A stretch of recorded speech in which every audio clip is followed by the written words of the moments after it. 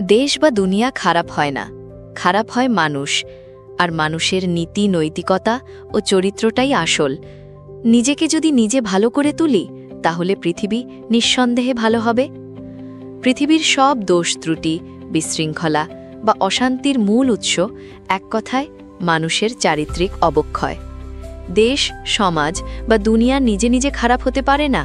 এগুলোর চরিত্র মানুষের আচরণ ও মনোভাবেই নির্ধারিত হয়।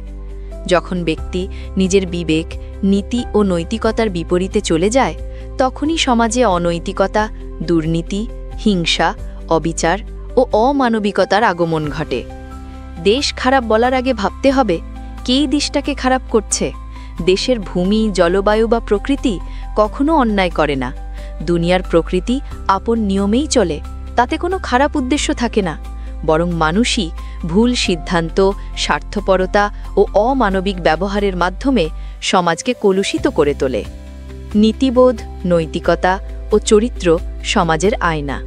একজন মানুষের মধ্যে যখন নীতি, নৈতিকতা এবং সুদৃঢ় চরিত্র থাকে, তখন সে নিজে শুধু নয়, আশপাশকেও আলোকিত করে।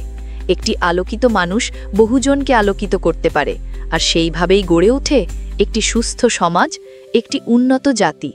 নীতি শেখায় সত্য ও ন্যায়ের পথে চলা, নৈতিকতা শেখায় নিজের বিবেককে প্রশ্ন করতে, চরিত্র প্রকাশ করে একজন মানুষ আসলে কতটা মানবিক। নিজেকে পরিবর্তনের মাধ্যমে সমাজ পরিবর্তন সম্ভব।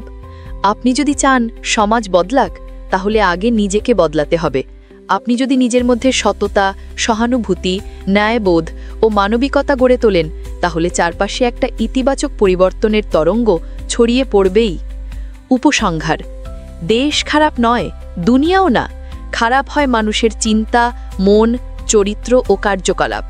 আর যদি প্রতিটি মানুষ নিজের বিবেককে জাগ্রত করে নৈতিকতা ও মানবিকতা অনুযায়ী চলতে শেখে, তাহলে এই পৃথিবীও হয়ে উঠবে এক শান্তিপূর্ণ, সুন্দর, ন্যায়ভিত্তিক সমাজ। কাজেই নিজেকে বদলান, পৃথিবী বদলে যাবে।